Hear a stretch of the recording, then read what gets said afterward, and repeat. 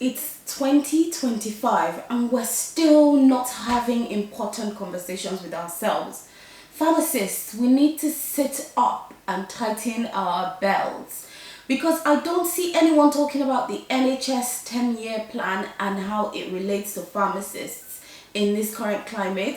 I understand that these conversations are being had in rooms. However, not everyone has access to these rooms and not everyone is able to get themselves to these places.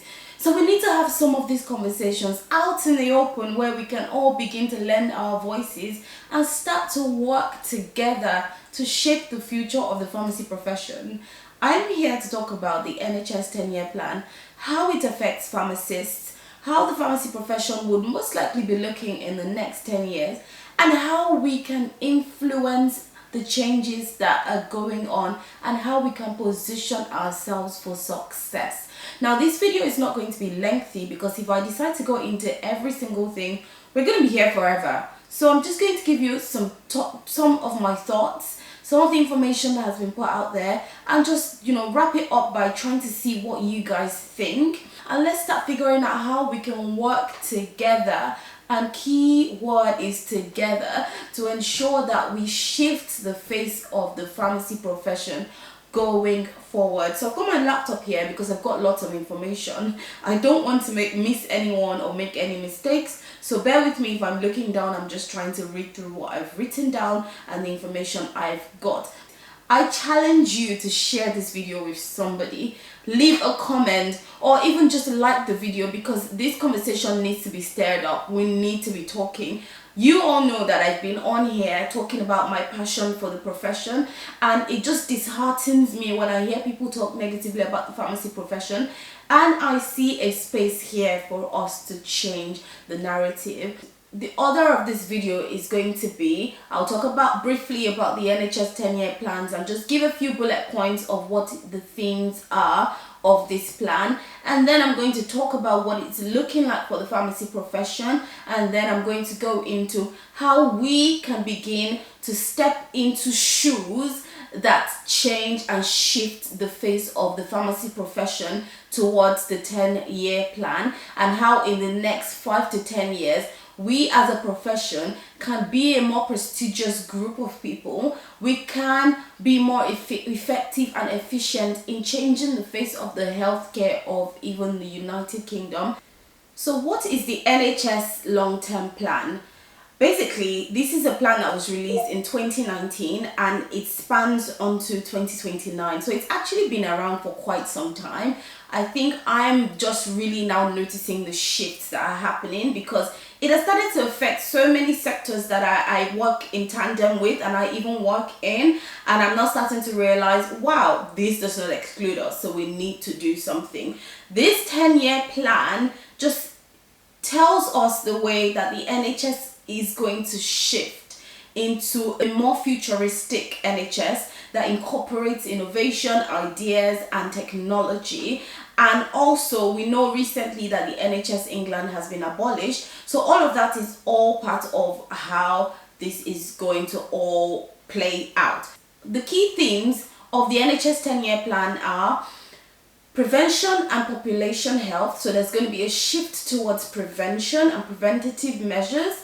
There's also going to be a shift towards integrated care systems, so systems looking to work more closely together, which is like, the community pharmacies, the GP surgeries, all the systems that work with patients and just look after the sick.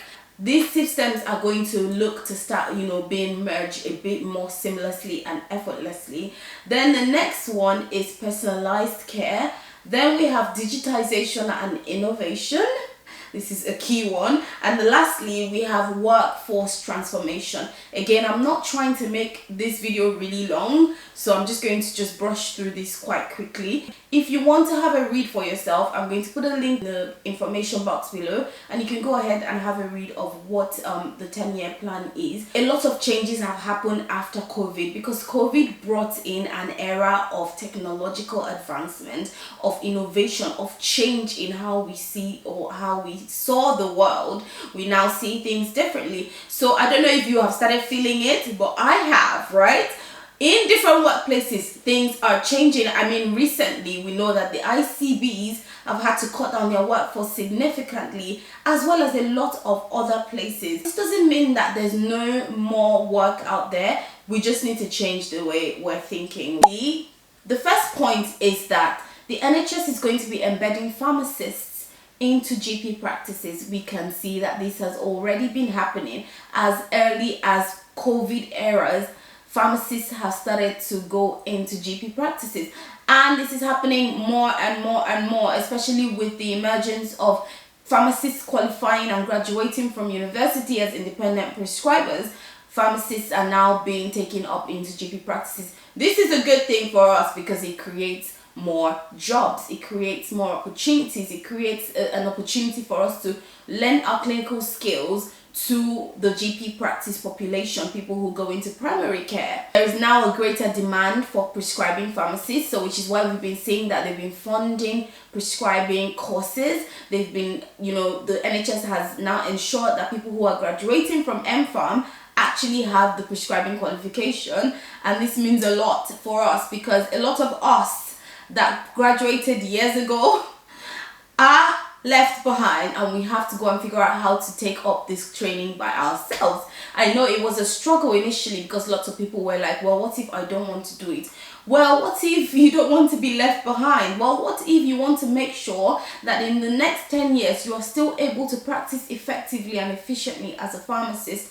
I believe that our profession is one that requires you to continually develop yourself, and this is one of the key areas that I believe pharmacists need to now start developing themselves in. But we're going to go into that in the next section of this video, so I don't go on for too long. Then next, they're going to get pharmacists into medicines optimization and de-prescribing. Again, this will happen mainly in primary care and maybe in some ways in community settings. There will be an emphasis on safety, cost effectiveness and personalized care, and then there will be pharmacist-led structured medication reviews. Again, these are already happening, right? So I'm just going to talk about these briefly because I'm sure you all know about it. However, there are definitely things here that we need to really chat about. Then next, there's going to be community pharmacy transformation. So there's going to be a shift for pharmacists to move away from doing all of the mundane day-to-day activities and actually do clinical services more, and actually be more frontline, and actually be more patient facing. This is one that I can see gradually starting to come in.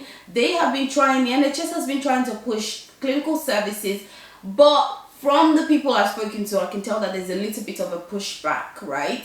However, I see how this can be a major change for us and how we can begin to see it in a positive light. I'm going to talk about that in the next section. So there's going to be services like minor ailments, blood pressure checks, vaccinations, amongst other things. I know that we are already doing this, but the NHS wants pharmacists to now focus more on this. So I see more vaccinations, more minor ailments being loaded onto our already, cumbersome workload, more checks and, health checks for vitality. Again, remember that they're trying to shift to preventative rather than treatment. So pharmacists will kind of be the hub for that kind of preventative treatment to begin to come into play before patients begin to move into primary care.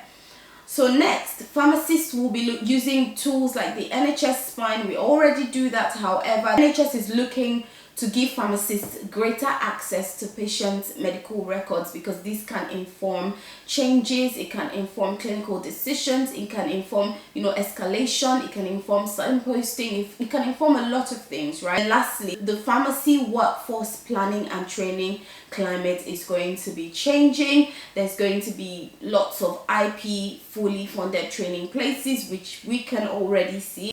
What are the challenges of this 10-year plan for us as pharmacists? There's going to be a huge pressure, and there already is a huge pressure for us to upskill rapidly. Again, we're talking about the independent prescribing, we're talking about the clinical pathway training that GP practices are training pharmacists in. We're talking about pharmacists going into tech. We're talking about pharmacists doing so many different things that we have not been used to in our traditional roles as pharmacists in the past. There's going to be an increased demand, and there might be a bit of workforce shortages. So this is where I say that there are big shoes to fill. There's going to be underutilization of pharmacists in some areas, where I guess if there are any pharmacists who are refusing to upskill, or I understand, because you might have been practicing for years and years and years. I'm talking 20, 30 years, and to you starting to go back to school just looks like, what in the world are you asking me to do? There might be places where pharmacists may not be able to utilize the skills that are required, because some pharmacists would not be moving into these roles and would not be embracing changes. I am employing us to embrace these changes. However, if you are going to refuse to embrace changes and going to refuse to upskill and look forward to the future, just understand that there might be less room for you to fill. Right? So you might not be able to do a lot. So that's something to think about. The main point of this video and why I am sitting here today to talk to you guys, I can't even tell you how riled up I was when I put into Google search NHS 10-year plan, how it affects pharmacists. And all I'm seeing is information on the government website, information on news articles and all of that. I'm not seeing anyone talking about it. Why are we not chatting? I know there are conferences, there are rooms, there are places where people are sitting down and having some of these conversations, but I think we need to bring it out into the public, into open spaces, into places where we know that people are going to be and we can influence change, right? This is a chance for us to talk about it. We need to work together. I'm going to be addressing what pharmacists can do to now begin to upskill themselves, what pharmacists can do to begin to influence and empower change, and what pharmacists can do to influence a change in our pay, because that's also a very important one, and I think that's one thing that frustrates pharmacists quite a bit, right? So the first thing is, how do we begin to upskill? I've mentioned independent prescribing training. I've mentioned advanced clinical training. There are clinical diplomas that you can go to university to do, and a lot of these courses are mostly part-time and fully flexible. They allow you to continue working and just practice. And a lot of these courses require you to actually be in practice. So I guess a win-win. You're upskilling and you're still working, right? It might be difficult in the time being, but I would like us to just be future forward, to just watch, to look out for the future, to see how these things can make change and actually impact us as well as impact the health of the nation. So if we can get ourselves upskilled and trained, and look out for any training that your employers are putting out, and just taking these up as necessary as it relates to your particular sector of pharmacy practice or of practice in general, right?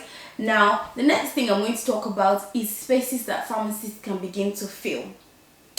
So we do not want conversations about our jobs, our roles, our future to be had by non-pharmacists. Where are my pharmacists in policy making? I need us to rise up and begin to shift into these spaces. We need to go into policy making. Pharmacists need to go into tech. And I say this because we firsthand have the experience of being frontline. I know that at least 80% of pharmacists have had the experience of being frontline. You've been in the community, you've been in the hospital, you know how our job roles are, you know the pressures we experience, you know the things that we face regularly, right? And you know exactly the things that will need to change for us to have more effective service deliveries.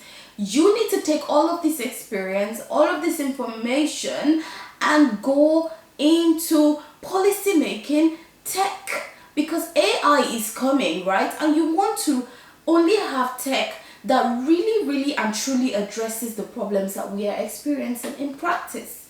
Because a lot of pharmacists are complaining because there's shortage of staff. If we can influence decisions that are being made when tech is being created, we can influence the changes that happen when that tech comes into pharmacy, and we can lift some of the burden off of our fellow pharmacists. I don't know if you can see what I'm saying. Another thing we can try to do now is to ensure that we have a workforce that is really upskilled, right? This conversation about pharmacy technicians, taking on more supervisory role, taking on more supervision, right? This conversation, and it's not even just conversation, it's already being implemented gradually. Pharmacy technicians will be doing some services, they will be doing some supervision, they will be doing, when we say, oh, you can't handle anything when the pharmacy is not there, that's changing. And we need to ensure that we're focusing on training our staff. Are you a pharmacy employer here?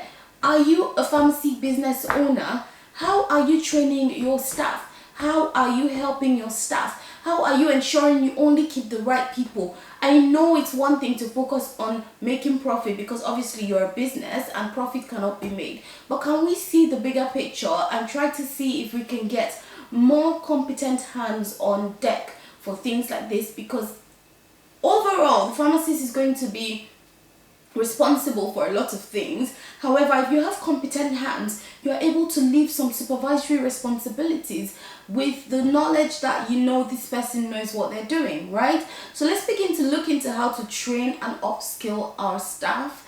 And also, staff welfare is so important. In the last few years, especially in the COVID era, a lot of people left community pharmacists and some other mainstream pharmacy job roles because staff did not feel like they were being looked after properly. I need pharmacy business owners to begin to look into staff welfare, tighten your HR rules, ensure that people feel well looked after, well thought about in their job roles. These need to be done by people who feel looked after. I know for a fact that if someone feels looked after, they are able to pour a lot out in return. So we want to make sure that we're making changes in how our staff feel. I, for one, believe in the future. I don't know when that will be. I will become a pharmacy business owner, and the one thing I would really try to ensure is that my staff feel well looked after, and that would also in turn decrease your staff turnover. That means you have staff staying for longer and you feel confident in their abilities, as well as you have trust in the fact that they would stay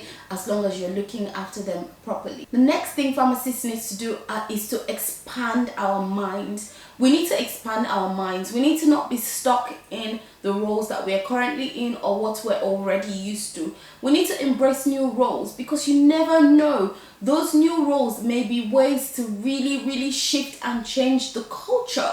If you don't shift and change the culture from them, you will definitely learn something that you can take on to something else. For example, policy advisory. Let's embrace new roles. Let's not be scared. We are made for big things. Pharmacists, we are made for big things, right? So if new opportunities are coming up, please fill those shoes. If you feel a burning desire within you to take up a new role, you're a bit afraid, you're not sure about it, do you need some coaching? Do you need mentorship? This is my next point. You need to get yourself into communities that have conversations like this. You need to get yourself people around you who can coach you and mentor you and cheer you on when you're trying to do new things and take on new roles and responsibilities. You need to have yourself in a positive environment. You need to get into places like I currently have Pharmacists Evolve, which is a community that I'm creating for overseas transition pharmacists. I understand that our pain points are different to everybody else's, especially as Black and ethnic minority pharmacists. You need spaces that feel safe. If you don't already follow Pharmacists Evolve, please follow us on Instagram. If you want to join our mailing list, you can also click on the link in the description to join the mailing list. Talk about conferences that we will be coming up with, and just different things, webinars, talks, different things that seek to help to bolster you in your progression as a pharmacist who is aiming for the future. So look for communities where you feel seen, where you feel heard, where you feel safe, and look at how you can begin to grow and thrive within those communities as you are beginning to expand your horizon when it comes to your career. The next thing we need to do as pharmacists is to build visibility. We need to ensure that we are not just heard bickering in the background. We are being seen I am taking a step forward today by making this video. It's not, honestly, it's scary to put myself out here like this because I know there might be criticism and there might be backlash and whatnot. However, I am trying to build some visibility on this topic, and this is what I expect us to begin to do. You attend conferences, you attend the Clinical Pharmacy Congress, Pharmacy Show, anywhere that you can go to meet people who are key stakeholders, and where you can begin to lend your voice to begin to shape the direction of the pharmacy profession. Make sure you're not just sitting at home and expecting everything to be okay. It's not going to be okay if we all sit at home. Please, let's get out there and lend our voices. You might not have to go to any congresses, but speak up in your workplaces. If conversations, important conversations are happening, speak up. If they're sending around what they call petitions for you to sign them if they align to what you believe is right and your goals and what you see for the future of the pharmacy profession, right? And lastly, pay. A lot of us are sitting on this table, and I'm not even going to exclude myself from this. Pay. We want to see ourselves being paid better. We want to be remunerated better, and we don't want to see it in a way that it has been done in the past, where they take away your staffing, they pay you more, you go in, you take on lots of responsibility, you cave under pressure. No, we actually want fair pay. We want fair pay as pharmacists, and I think that the solution to this is in our own hands. It's in our hands. We can make the change if we all come together unanimously in one voice to ensure that, number one, we're pulling our weight and we're making sure that the NHS and the corporations around us, the integrated care systems around us, are feeling the impact of what a community pharmacist is, or even what a pharmacist is on any multidisciplinary team. We need to ensure that they understand our value, and we do this by doing all the things I had listed earlier. Secondly, we need to begin to ask for more. If everybody's asking for more and 2 or 3 other people somewhere are saying, no, actually, I can have a bit less, what do you think that looks like on the rest of the people? We obviously will begin to look greedy, but actually, no, it's not greed. It's just asking for what we believe we deserve. And if you're willing to take a little and some people are asking for more, employers will feel the need to tell those people asking for more that there are people willing to take little, so you need to keep quiet and accept the little. We all need to come together in one voice and ask for more. We saw junior doctors do it, and I know there's narratives that say that we cannot go on strike as pharmacists because we're contracted. However, I'm sure there are ways about it, right? So I'm calling on, associations,